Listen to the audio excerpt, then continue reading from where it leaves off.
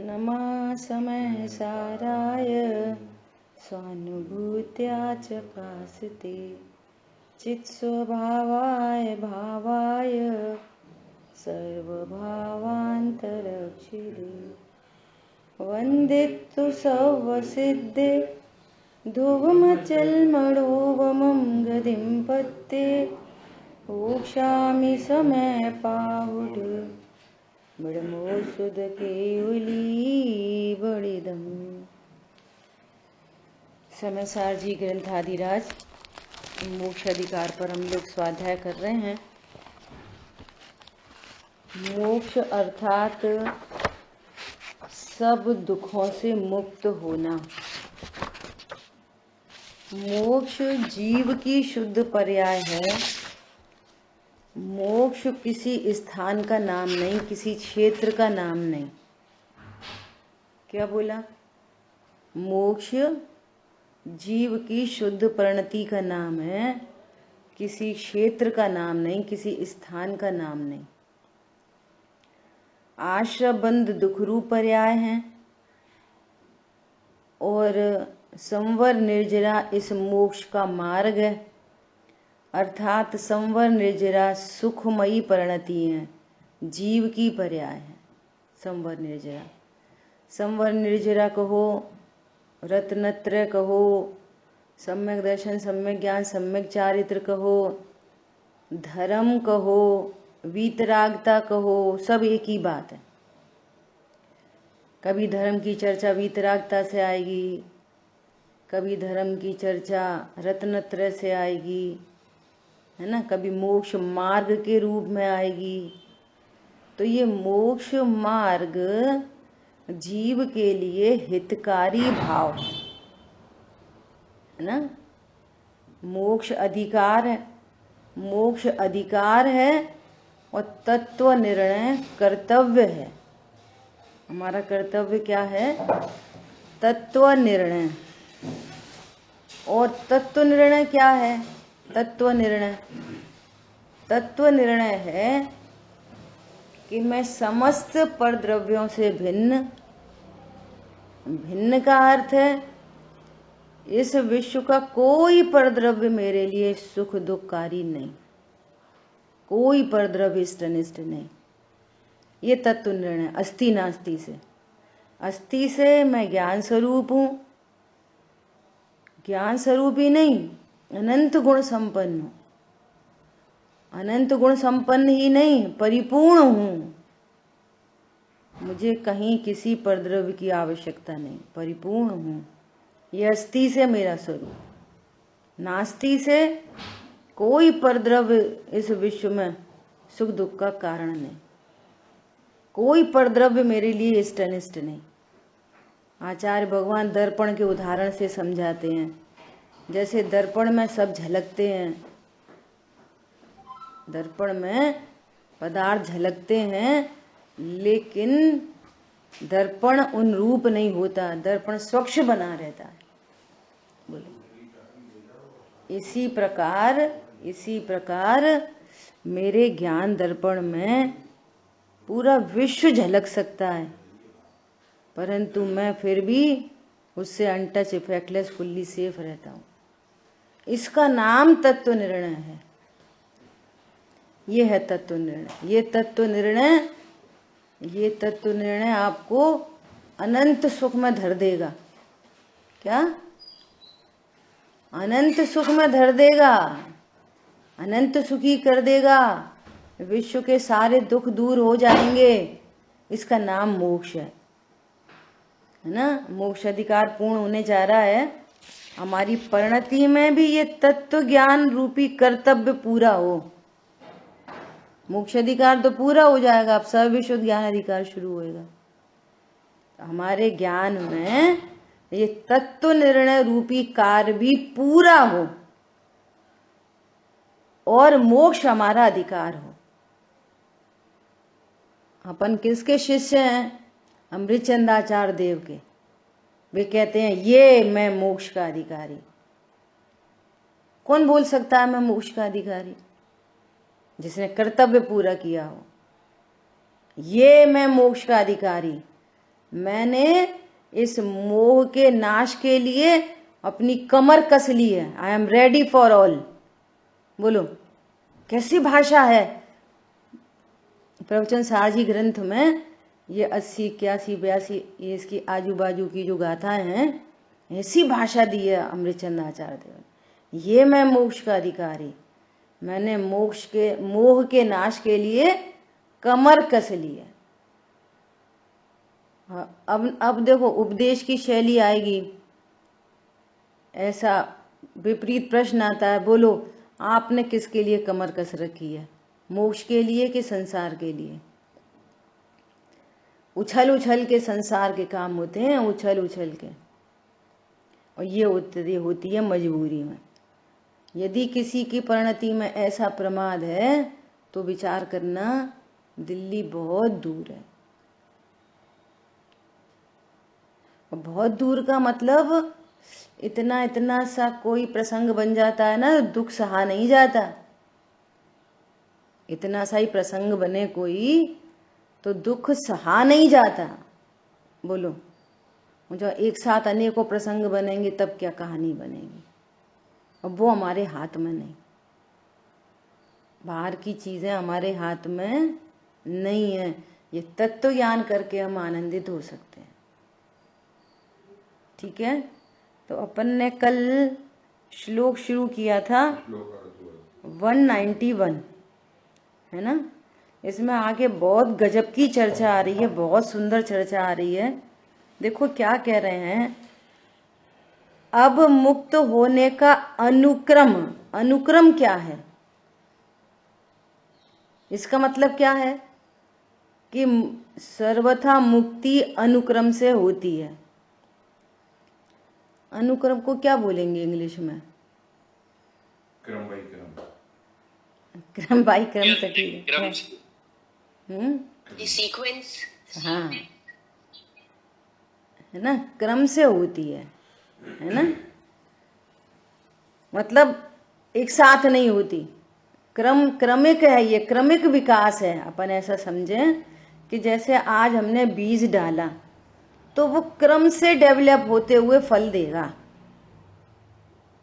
क्रम से, आज बीज डाला और आज ही फल निकल जाए, ऐसा नहीं होता है। लोक में भी है ना, सब जगह देख लो, आटा माड़ा तो निकालने की प्रोसेस हुई, वहां से शुरू हुई, रोटी बनने तक एक क्रम है।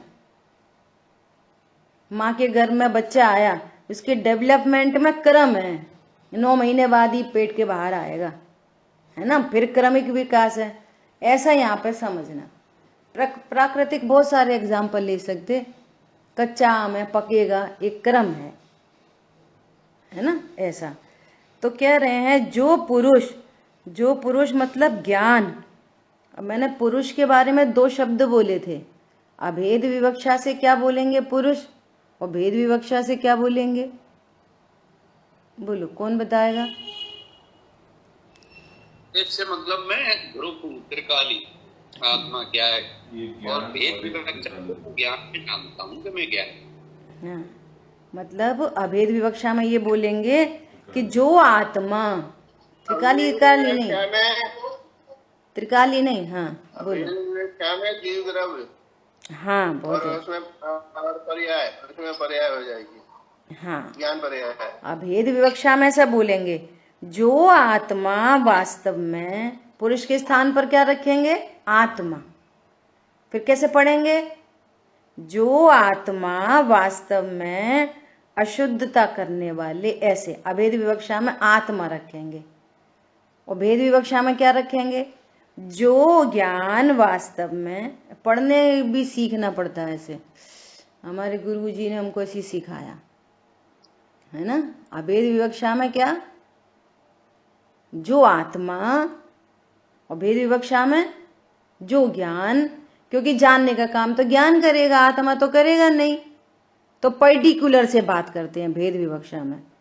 जो ज्ञान वास्तव में अशुद्ध करने वाले, देखो भाषा कैसी आती है, अशुद्ध करने वाले, कोई परद्रव्य थोड़ी अशुद्धता कराते हैं, जगह जगह व्यवहार न के कथन है। जो ऐसा तत्व ज्ञान नहीं समझता है ना, तो ऐसा पढ़ेगा वो, जो आत्मा वास्तव में अशुद्धता करने वाले सब परद्रव्य को छोड़कर, तो तत्व ज्ञान नहीं होगा ना, तो इसमें से तत्व ज्ञान निकाल लेगा। और जिसकी योग्यता तत्व ज्ञान की नहीं है तो कम से कम ऐसा ही कर लेगा कि परद्रव्य को छोड़ेगा, तो कम से कम तीव्र कषाय से मंद कषाय में आ जाएगा, तो कम से कम इतना भला तो हो ही जाएगा। अब सीधा सीधा तत्व ज्ञान लिखेंगे तो बहुत सारे जीव ऐसे होंगे जिन्हें कुछ समझ में नहीं आएगी, तो उससे तो उतना लिख दो कि किसी को कुछ समझ में आ जाए। और तत्व ज्ञान वाला इसी व्यवहार के कथनों में से परमार्थ निकाल लेगा, ये विशेषता होती है। जैसे माँ ऐसा बोलती है ना, ठीक है तू तो अपने बस्ते में आग लगा दे, भाषा कैसी आती है, आग लगा दे।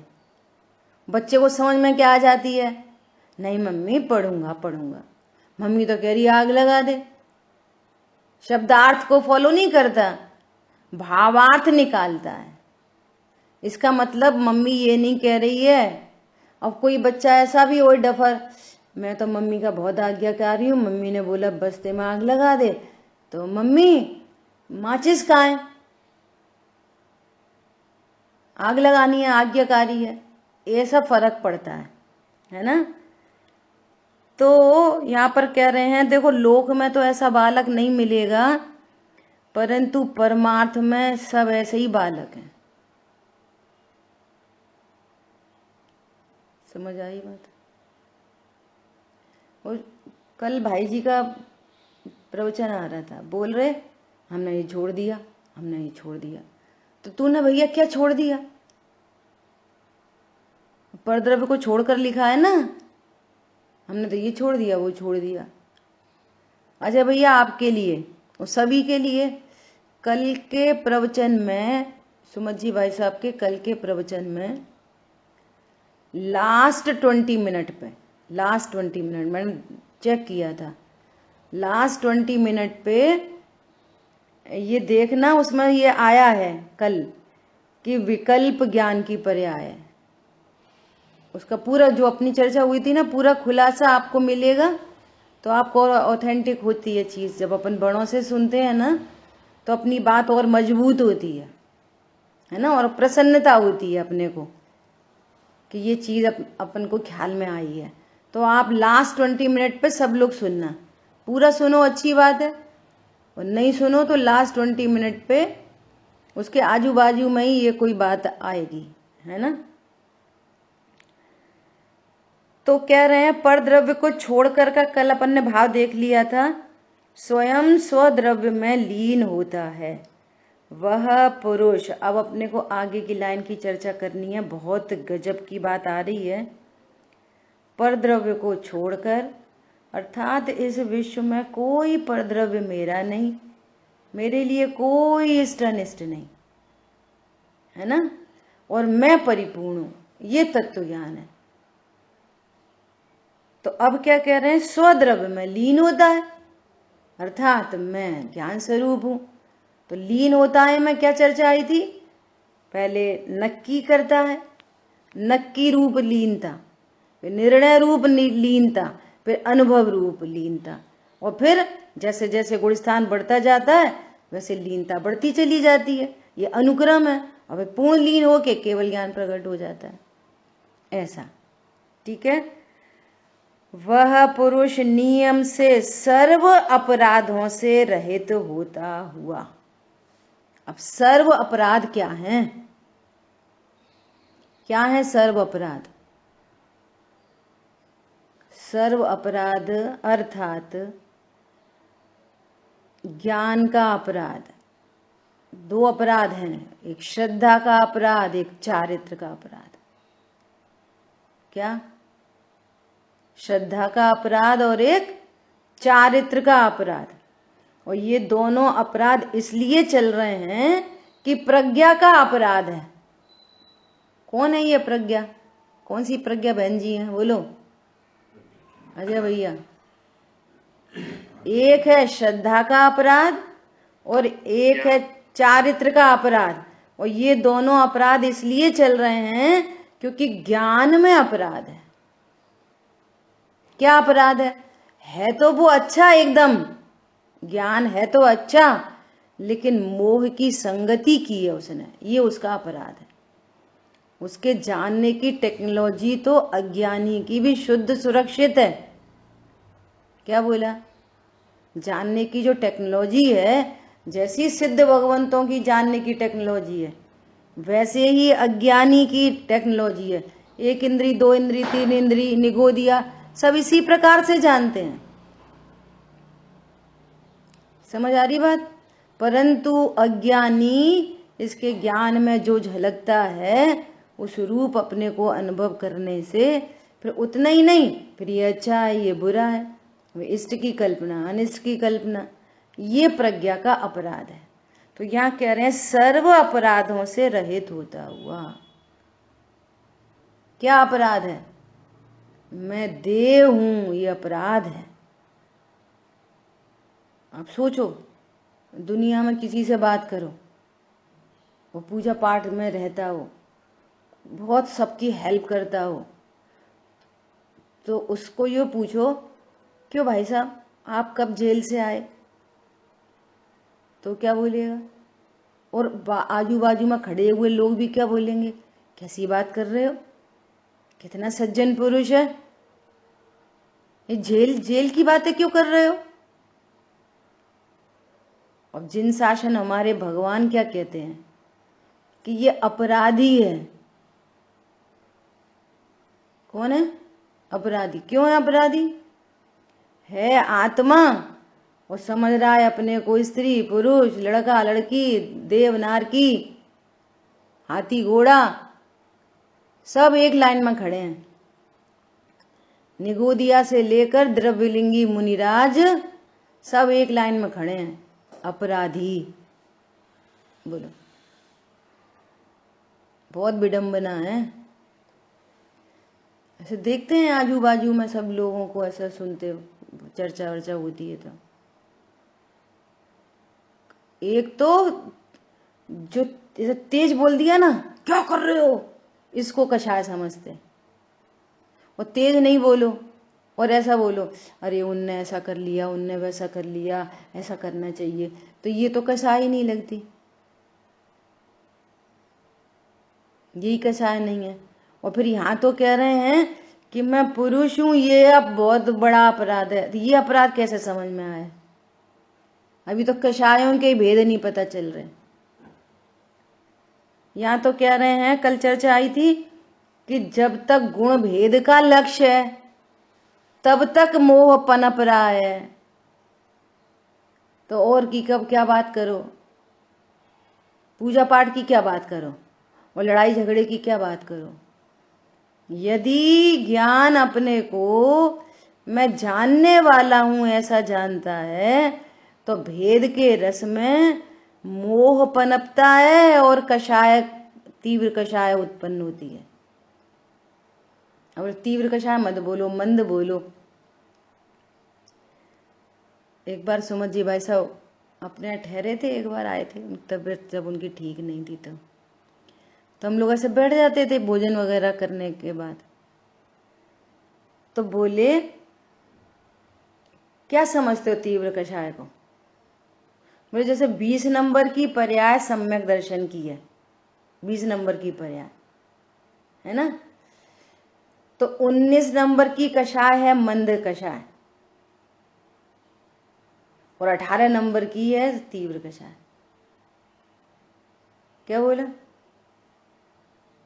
और इस समय तो बहुत मंद मंद भाव चल रहे हैं। अब अल्प काल में 100-200 पर्यायों के बाद एकदम प्रवाहित होके अभी सम्यक दर्शन प्रकट होना 20 नंबर की पर्याय में, है ना। तो हम और अन्य के सापेक्ष क्या कहते हैं कि बहुत कषाय मंद चल रही है। अब तो वो आत्म विकल्पों में आ गया, मैं ध्रुव हूं, त्रिकाली हूं, परिपूर्ण हूं, वगैरह वगैरह। तो यहाँ तो बहुत मंद कषाय है। तो बोले कि ये 18 नंबर की पर्याय स्वभाव सन्मुख नहीं हो रही ना, ये तीव्र कषाय है। ये पर्याय का अभाव हो कि ये मंद कषाय, ये स्वभाव सन्मुख आई, ये है मंद कषाय। इसके सापेक्ष में ये तीव्र कषाय है। इसके सापेक्ष में ये तीव्र कषाय, इसके सापेक्ष में वो तीव्र कषाय, ऐसा बैक बैक चलते चले जाओ। जो मंद कषाय कौन है? जो पवित्रता में हेतु बन रही है, वो मंद कषाय है। तो भेद के रस में तो मोह बंधता है, भेद के रस में तो कषाय उत्पन्न होती है, और अभेद के आश्रय से मोह टूटता है। अभेद के रस में मोह टूटता है और कषाय का अभाव होता है। ऐसा क्रम है। तो क्या कह रहे हैं? सर्व अपराधों से रहित होता हुआ तो जो ज्ञान अपने को पर से भिन्न ज्ञायक अनुभव करता है, तो ज्ञान का अपराध मिटता है। मैं शरीर हूं ऐसी मान्यता छूटती है, मैं कर्मों से बंधा हूं ऐसी मान्यता छूटती है। ये परिणाम मेरे हैं, मैं किसी को मार सकता हूं, बचा सकता हूं, किसी को सुखी कर सकता हूं, दुखी कर सकता हूं। ये मान्यता कैसी है? ये अपराध है। और ये मान्यता तत्व निर्णय होने से सबसे पहले ज्ञान निरपराधी होता है। क्या बोला? ज्ञान निरपराधी होता है, तो श्रद्धा निरपराधी होती है। और ऐसा होने पर चारित्र की पर्याय में अनंतानुबंधी के अभाव रूप निरपराध दशा प्रकट होती है। क्या बोला? कितनी निरपराध दशा? अनंतानुबंधी के अभाव रूप। फिर अनुक्रम है ना, अनुक्रम की बात कर रहे हैं अभी। अप्रत्याख्यान, प्रत्याख्यान, संजुलन, ये बहुत छोटे छोटे अपराध रह जाते हैं। ये कैसे अपराध हैं? छोटे छोटे, समुद्र में बूंद जैसे। बोलो, है तो ये भी अपराध है, अपराध है, लेकिन कितना बड़ा अपराध है? छोटा अपराध है। बड़ा अपराध क्या है? बड़ा अपराध ये मिथ्यात्व महाअपराध है, अनंतानुबंधी अपराध है, ये अपराध है। तो कह रहे हैं सर्व अपराधों से रहित होता हुआ। मैं विषयों को भोगता हूं, मैं विषयों को भोग सकता हूं, ये अशुभ भाव मेरा है, ये शुभ परिणाम मेरा है, मैंने परिणाम बदल लिया। पहले मैं रात को खाता था, अब दिन में खाता हूं। पहले मैं जिमीकंद खाता था, अब मैंने सब छोड़ दिया। ये कह रहा है मैं धर्मात्मा हूं, भगवान कह रहे हैं अपराधी है। क्या बोला? मैं पर को मार सकता हूं, बचा सकता हूं, बंद अधिकार में सारी गाथाएं हो गई। किसी को सुखी कर सकता हूं, दुखी कर सकता हूं, मैं देह की क्रिया कर सकता हूं, देह की क्रिया से लाभ होता है, हानि होती है। ये सब क्या है? ये अपराध है, अपराध है ये। तो कह रहे हैं सर्व अपराधों से रहित होता हुआ। जब बंद अपराध मिटता है तो बंध मिटता है, अपराध मिटा तो बंध मिटा, है ना। अज्ञानता है तो अज्ञानता के कारण आकुलित भयो अज्ञान धार। अब सुखी होऊं मैं, ज्ञान धार, सीधा करो ऐसा। तो अज्ञानता थी, राग द्वेष उत्पन्न होते हैं, और राग द्वेष बंध में निमित्त हैं। तो द्रव्य बंध, और द्रव्य बंध तो फिर नो कर्म, नो कर्म का बंधन, संयोग शरीर मिलते हैं उसी अकॉर्डिंगली, है ना। अब यहां पर अपराध मिटा, ज्ञान का अपराध मिटा, श्रद्धा का अपराध एक साथ मिटता है, ज्ञान और श्रद्धा का अपराध एक साथ मिटता है। वो चारित्र में क्रम पड़ता है, वो एक बार निरपराधी हो गए दोनों, ज्ञान भी निरपराधी और श्रद्धा भी निरपराधी। ज्ञान में पर सन्मुखता हो रही है, लेकिन पर को पर रूप जानता है। कल पंडित साहब के प्रवचन में एक में आ रहा था, मैं क्या करता हूँ, जानता हूँ। किसको जानता हूँ? किसको जानता हूँ? स्व पर दोनों को जानता हूँ। तो कैसा जानता हूँ? कि पर को पर जानता हूँ, स्व को स्व जानता हूँ। ये सब में ज्ञान है। अब मैं जानता हूं वो बच्चा गिर गया, कुछ नहीं हुआ, कुछ नहीं हुआ, जान रहा हूं, जान रहा हूं। क्या जान रहा हूं? मेरा बच्चा है, गिर गया, और मैं जान रहा हूं। क्या बोला? सही में बेचारे को चोट लग गई, मैं करने धरने वाला नहीं, मैं जान रहा हूं। ऐसा जानना नहीं, ऐसा ही जानते हैं बहुत लोग। समझ आ रही बात? अपन कुछ नहीं करते। अरे कुछ क्यों नहीं करते? जानते हैं ना, कुछ क्यों नहीं करते? नहीं, अपन क्या करते? जीव क्या करता? जीव कुछ नहीं करता। अरे जीव खाली डिब्बा है क्या? कुछ नहीं करता। अनंत गुण संपन्न है, अनंत गुणों की पर्याय प्रकट होती है। जानता है, विश्वास करता है, लीनता करता है, प्रभुता रखता है, सब करता है। पर ज्ञान के माध्यम से, चूंकि वो लक्षण है, तो ज्ञान की तरफ से बात करते हैं, जानता है। तो वो जानना कैसा है? स्व को स्व और पर को पर जानता है। ये ज्ञान है ना? तो क्या होता है? बंध के नाश को प्राप्त होकर नित्य उदित सदा प्रकाशमान होता हुआ अपनी ज्योति से, आत्म स्वरूप के प्रकाश से निर्मलतया उछलता हुआ, जो चैतन्य रूपी अमृत के प्रवाह द्वारा जिसकी पूर्ण महिमा है, ऐसा शुद्ध होता हुआ कर्मों से मुक्त होता है। मोक्ष अधिकार है।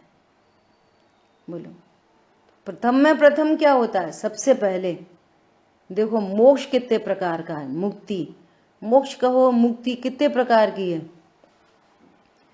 सबसे प्रथम में प्रथम भेद ज्ञान के द्वारा। हाँ जी, बोलिए।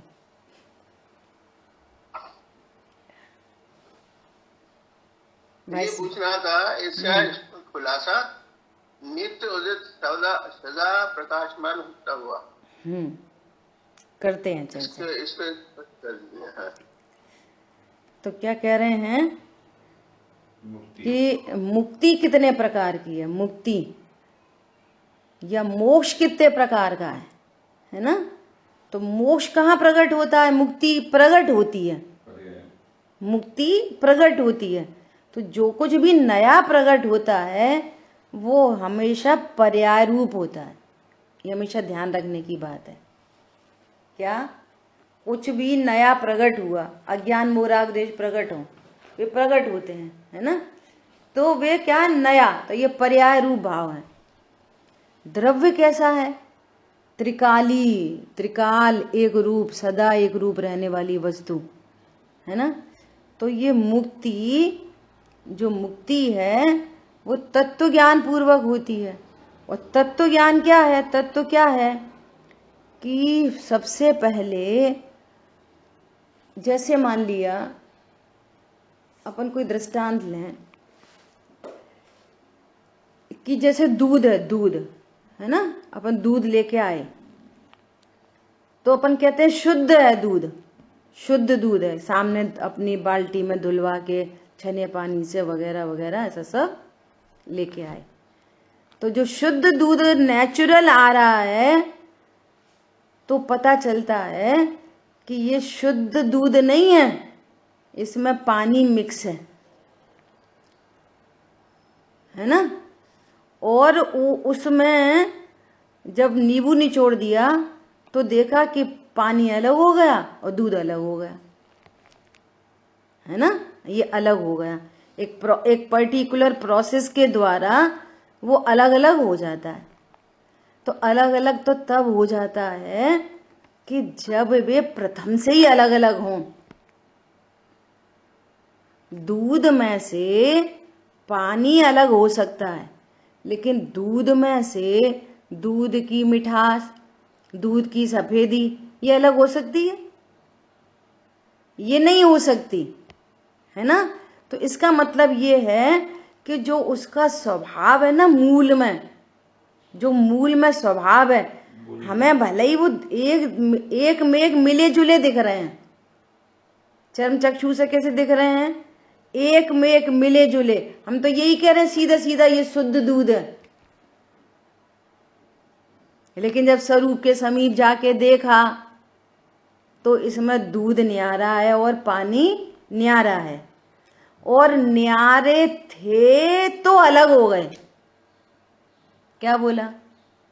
जैसे दूध की सफेदी दूध से न्यारी नहीं होती, तो नहीं होती तो अलग नहीं की जा सकती। दूध की मिठास, साइंस है ना, दूध की मिठास जो उसमें उसका शुगर है ना, तो वो मिठास उससे अलग नहीं होती तो अलग की नहीं जा सकती, और पानी अलग है तो अलग किया जा सकता है। ये क्यों कह रहे हैं इतनी सारी बातें? कि ये शरीर सचमुच में आत्मा से न्यारा है, सो सिद्ध दशा में वो न्यारा ही हो गया है, तो हो गया। कर्म न्यारे हैं, अभी न्यारे हैं तो न्यारे हो गए, वे न्यारे नहीं होते तो न्यारे नहीं कर सकते थे। पण समझ में आ रहा है? इसी प्रकार विकार जो अपराध है ना, अपराध, कोई भी व्यक्ति अपराध को स्वीकार करके और ये संकल्प ले ले कि मैं सारी अपराधी वृत्ति छोड़ दूंगा, तो वो अपराध स्वभाव नहीं होता, अपराध भी छूट जाता है।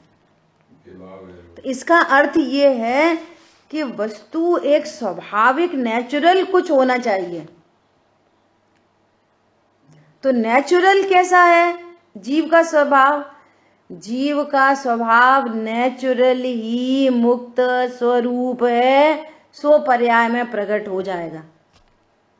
नेचुरल कैसा है? बाई नेचर, सहज, असंयोगी, अशरीरी, निष्कर्म, निष्कषाय,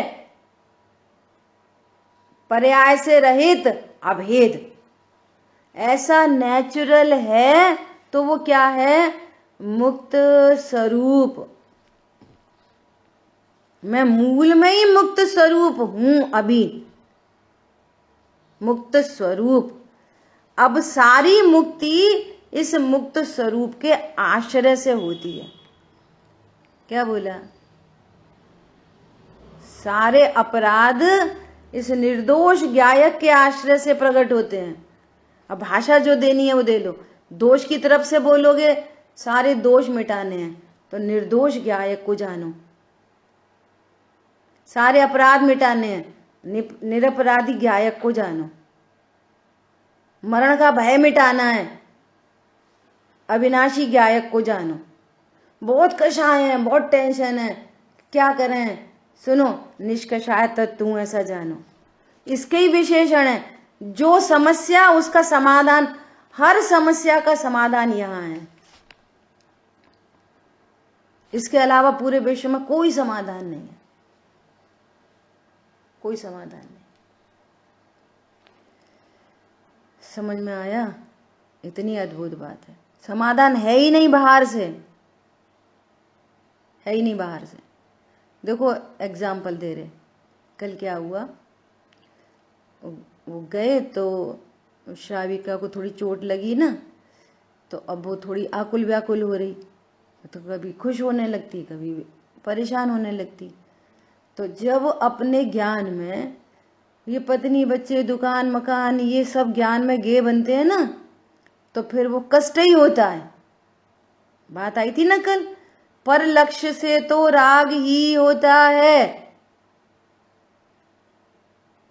फर्क कहाँ पड़ता है? देवशाह गुरु का लक्ष्य तो मंद राग, मंद दुख, दुख है, दुख है। पत्नी बच्चों का लक्ष्य तीव्र राग, तीव्र दुख। और स्वभाव का लक्ष्य तो, स्वभाव का लक्ष्य तो अदुख, दुख ही नहीं, आनंद, प्रसन्नता। तो अब कैसा लग रहा है? अरे वो ऐसा हो जाए, अरे डॉक्टर साहब को बोल दें, अरे ऐसा कर दो, ऐसा कर दो, ऐसे विकल्प आते ना तरह तरह के ऐसे, तो फिर तुरंत अपने आप ही उपयोग पलटता है। अपन कहते हैं अपन ने उपयोग पलट लिया, पलट नहीं लिया, वो तो अपने आप पलटता है। अब अच्छा, अब भगवान का लक्ष्य हुआ, अब भगवान क्या करेंगे? हे भगवान, भगवान क्या करेंगे? भगवान सही करेंगे।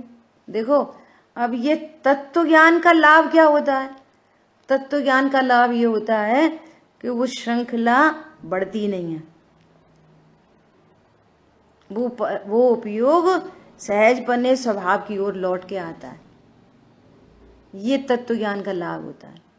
एक साइड में पर लक्ष्य, एक साइड में फिर भगवान का लक्ष्य, और एक साइड में हे भगवान सब ऐसा मोरिंदाणो। अच्छा, अब भगवान क्या करेंगे? अपन तत्व ज्ञान किया है, भगवान क्या करेंगे? कौन समझ में आ रहा है? हे भगवान जल्दी सही कर दो, सही कर दो। अब भगवान क्या करेंगे? ये वाले भाव भी आएंगे और फिर ये वाले भाव भी आएंगे, फिर डायरेक्ट उसका लक्ष्य भी होएगा।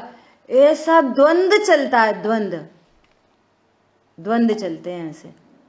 फिर जीत किसकी होती है? जीत किसकी होती है? स्वभाव से ही जीतता है व्यक्ति। जब तक स्वभाव तक नहीं आता तो जीतता नहीं है, और स्वभाव की ओर आ गया तो जीतता है, नहीं तो जीत नहीं होती। अब देखो कल मेरे को क्या एक भाव भाषण हुआ कि जैसे ऐसा बोलते हैं ना, छाय क्षमिक सम्यक दृष्टि को चलमल अघाड़ दोष लगते हैं, ऐसा बोलते हैं ना। वे कैसे हैं? केवली ज्ञान गम में सम्यक दृष्टियों की बात चलती है। सम्यक दृष्टि कैसे होते हैं? एक तरफ तो अपने को अकर्ता जानते हैं और दूसरी तरफ करने के विकल्प।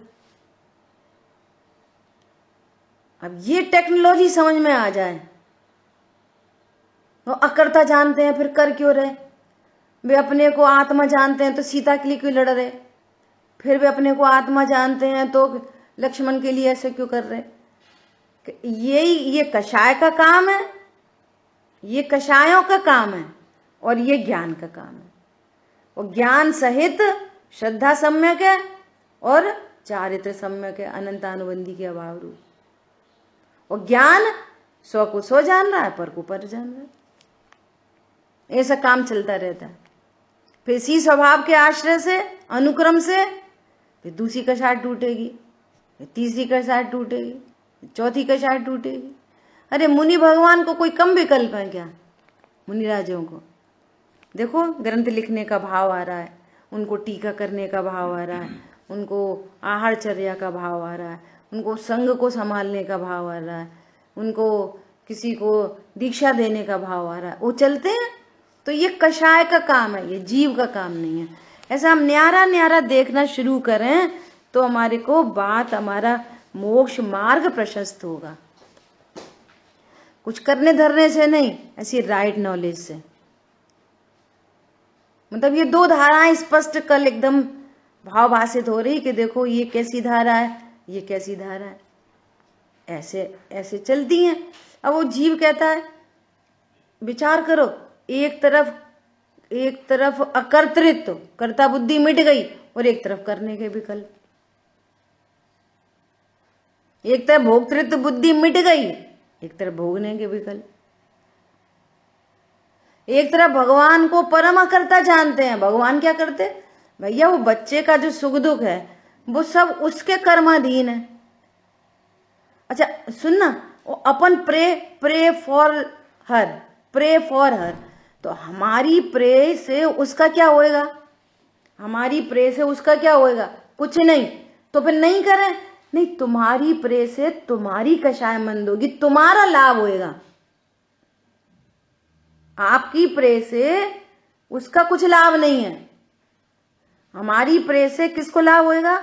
हमको ही। और हमारी प्रे अंधी होएगी तो हमको मिथ्यात्व का पाप साथ में चलेगा। और हमारी प्रे भगवान से होएगी, हे भगवान तुम सही कर देना, तो ग्रहित मिथ्यात्व का पाप चलेगा। आप देखो, कल्पना करो, ये कल शाम को, रात को 11-12 बजे तक नींद नहीं आ रही। यही सब चीजें चल रही। क्या चल रही? कि इसके लिए कोई क्या कर सकता है? इसका सुख दुख, जीवन मरण, लाभ हानि सब इसके कर्माधीन है, हमारा किया कुछ नहीं हो सकता। लेकिन फिर भी राग में ऐसे विकल्प आते हैं, इस जल्दी अच्छी हो जाए, ऐसा हो जाए, ऐसा बोल दें, ऐसे आते हैं। मालूम है कि कुछ कर नहीं सकते तो भी आते हैं। पॉइंट समझ में आया? और मैं कर सकता हूं, मैं प्रे करूंगा इसको लाभ होएगा, तो ये मिथ्यात्व। और भगवान कुछ कर देंगे, ये ग्रहित मिथ्यात्व। और ग्रहित मिथ्यात्व भी नहीं और तत्व ज्ञान भी नहीं, फिर भी राग का कार्य राग में और परद्रव्य का कार्य परद्रव्य में, और मैं भगवान आत्मा। एकदम क्लियर पिक्चर है, एकदम समझ आ गई बात? ऐसा अब आप अपन देखो, ऐसे ही लगेगा नहीं अपन तो कर ही देंगे, कर ही देंगे, वो कर ही देंगे, कर ही देंगे।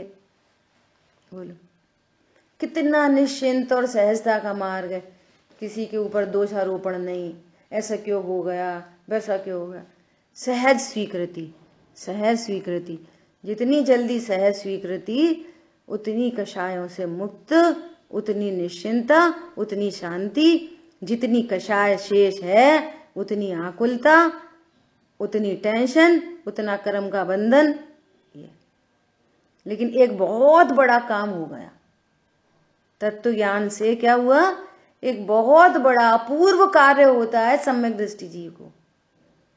अपने को ज्ञान स्वरूपी आत्मा जानना, ये अपूर्व कार्य है। अनंत भव कषाय की मंदता तो बहुत बार हो गई, लेकिन ये अपूर्व कार्य नहीं हुआ। ठीक है, आज अपन इतना ही रखेंगे, अभी क्लास को एंड करेंगे। भाई साहब के प्रश्न का आंसर भी कल करेंगे। ठीक है। जिन वाणी के ज्ञान से सूझे लोकालोक, सो वाणी मस्तक नमो सदा देत हूँ दो। बोलिए द्वाशांगमयी जिनवाणी माता की जय हो। जय जिनेन्द्र सभी को। जय जिनेन्द्र सभी। जय जिनेन्द्र। दीदी ये सारे सवाल मेरे को भी आ रहे हैं।